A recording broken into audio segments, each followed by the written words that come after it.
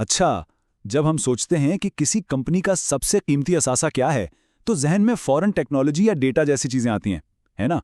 लेकिन क्या कभी ये ख्याल आया कि एक मामूली सा कागजी चेक, जी हाँ वही पुराना चेक, कितना बड़ा खतरा साबित हो सकता है? आज हम कॉर्पोरेट फ्रॉड की एक ऐसी ही दुनिया में गहराई में उतरेंगे जिसे चेक टेम्परिंग कहते हैं। ये एक ऐसा खामोश कातिल है जो कंपनियों को लाखों का नुकसान पहुंचा सकता है। देखिए, डिजिटल अदायगियों के इस दौर में ये सवाल बिल्कुल ठीक लगता है। हम में से ज्यादातर लोग यही सोचते हैं कि भाई चेक तो अब पुरानी बात हो गए हैं, लेकिन सच पूछें तो यही गलतफहमी फ्रॉड करने वालों के लिए सबसे बड़ा मौका बन जाती है। हकीकत ये है कि कागज का ये छोटा सा टुकड़ा आज भी कंपनियों के लिए सबसे बड़े माली खतरात में से एक है। $1,38,000। जी, ये कोई छोटी मोटी रकम नहीं है, ये औसत नुकसान है सिर्फ एक चेक टेम्परिंग स्कीम से। जरा सोचें, इसका क्या मतलब है? इतनी रकम से तो कोई छोटा कारोबार बिल्कुल खत्म हो सकता है और बड़ी से बड़ी कंपनी भी हिलकर रह जाएगी। तो इस मसले को समझना वाकई बहुत बहुत जरूरी हो जाता है। तो आइए इस फ्रॉड का एक तरह से पोस्टमार्टम करते हैं। हम चेक टेम्परिंग की हर परत को खोलकर देखेंगे, इसके पीछे के तरीकों को समझेंगे और ये भी जानेंगे कि मुजरिम आखिरकार कौन से सबूत पीछे छोड़ ही जाते हैं। चेक टेम्परिंग की तारीफ में जो सबसे अहम बात है ना, वो ये है कि फ्रॉड करने वाला खुद यानी फिजिकली जाली चेक तैयार करता है। ये कोई बाहर से आया हुआ हैकर नहीं होता, बल्कि अक्सर कंपनी का ही कोई अंदर का आदमी होता है। और यही वो चीज़ है जो इसे दूसरे फ्रॉड से कहीं ज्यादा खतरनाक और बिल्कुल मुनफरिद बना देती है। फ्रॉड की दुनिया में सबसे सीधा रास्ता ही अक्सर सबसे कारामद होता है। अब हम चेक टैम्परिंग की सबसे बुनियादी किस्म को देखेंगे, जहां जुर्म की शुरुआत कंपनी के एक बिल्कुल सादा खाली चेक से होती है। ये तरीका जितना पुराना है उतना ही खतरनाक भी है। जरा तसव्वुर करें, एक काबिल एतमाद मुलाजिम जिसकी चेक बुक तक आराम से रसाई है, वो चुपके से खाली चेक निकाल लेता है और फिर वो इतनी सफाई से अपने बॉस के दस्तखत की नकल करता है कि कोई फर्क ही ना बता सके। बस चंद मिनटों में कागज का एक बेजरा टुकड़ा एक ताकतवर माली हथियार में बदल जाता है। ये पूरा खेल 3 आसान मरहलों में होता है। पहला कदम, मौका मिलते ही एक खाली चेक चोरी करना। दूसरा कदम, महारत से जाली दस्तखत करना, जो कि इस जुर्म की जान है। और फिर तीसरा और आखिरी कदम, इसे अपने नाम, किसी दोस्त के नाम या सीधा कैश लिखकर कैश कराना और पैसे जेब में।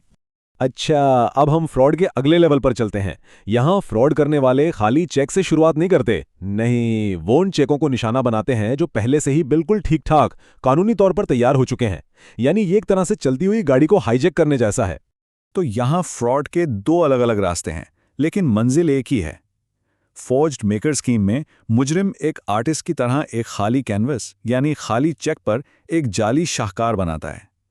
दूसरी तरफ फोर्ज्ड इंडोर्समेंट स्कीम में वो एक पहले से बने हुए कानूनी चेक को बीच रास्ते में रोककर उसकी पूरी शनाख्त ही बदल देता है।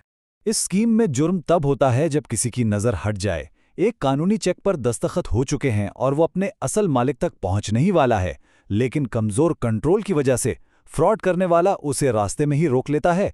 इसके पीछे वसूल कुन्नंदे के जाली दस्तखत करता है और पैसे खुद हड़प कर जाता है। ये फ्रॉड का एक और बहुत ही चालाकी वाला तरीका है। यहाँ फ्रॉड करने वाला एक तरह से चेक की प्लास्टिक सर्जरी कर देता है। वो एक कानूनी चेक को रोकता है और फिर किसी केमिकल या वाइटनर से असल वसूल करने वाला का नाम मिटाकर अपना या अपने किसी साथी का नाम लिख देता है। चलें अब एक ऐसी स्कीम की तरफ बढ़ते हैं जो कलम की कारीगरी पर नहीं बल्कि इंसानी नफ्सियात पर मुनासिर है। यहां फ्रॉड करने वाला दस्तखत की नकल नहीं करता, बल्कि वो दस्तखत करने वाले को ही चकमा दे जाता है। ये स्कीम, जिसे कंसील्ड चेक स्कीम भी कहते हैं, दरअसल रबर स्टैंपिंग या कंट्रोल्स पर ध्यान न देने का फायदा उठाने की एक बड़ी दिलेराना कोशिश है। सोचें जरा, दर्जनों असली चेकों के बीच में एक जाली चेक छुपाकर एक मसरूफ मैनेजर के सामने रख दिया जाता है, जो जल्दी में बगैर देखे सब पर दस्तखत कर देता है। ये एक बहुत ही सादा मगर इंतहाई कारामद चाल है। और अब हम आते हैं चेक टेम्परिंग की सबसे खतरनाक और मुश्किल से पकड़ी जाने वाली किस्म पर। यह है हतमी अंदरूनी काम, यानी द अल्टीमेट इनसाइड जॉब। क्यों? क्योंकि इसे कोई ऐसा शख्स करता है जिसके पास खुद चेक पर दस्तखत करने का इख्तियार हो। इस स्कीम को पकड़ना शुरू में तकरीबन नामुमकिन क्यों होता है? इसलिए क्योंकि यहां कोई जालसाजी, कोई फोर्जरी है ही नहीं। चेक पर दस्तखत तो एक कानूनी तौर पर मुजाज शख्स ने ही किए हैं। वो अपने इख्तियार को ही अपने ज़ाती फ़ायदे के लिए एक हथियार के तौर पर इस्तेमाल करता है।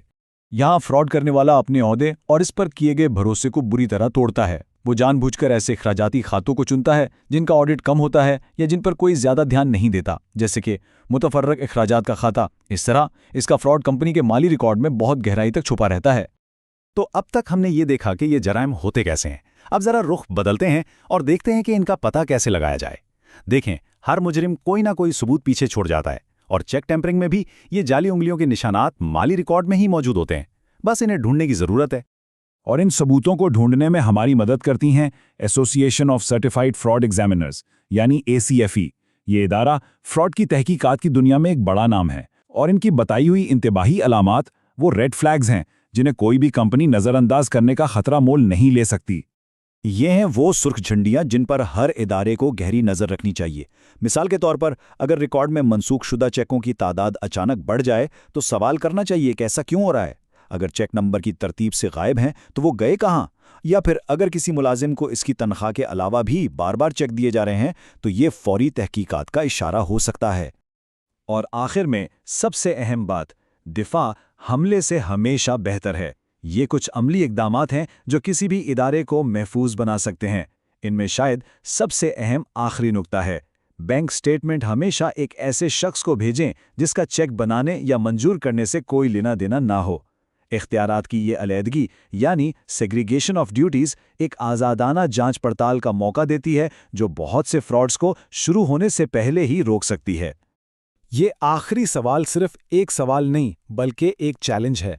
आज की इस गुफ्तगू के बाद अपने इदारे के निज़ाम का जायज़ा लें और ये सवाल पूछा जाना चाहिए, हमारे निज़ाम में कमज़ोरियां कहाँ हैं, किसके पास मौका और तरगीब दोनों मौजूद हैं। क्योंकि याद रखें, फ्रॉड को रोकना, उसे पकड़ने और इसके नुकसानात से निमटने से हमेशा बेहतर होता है। अपने दिफा को आज ही मजबूत बनाना होगा।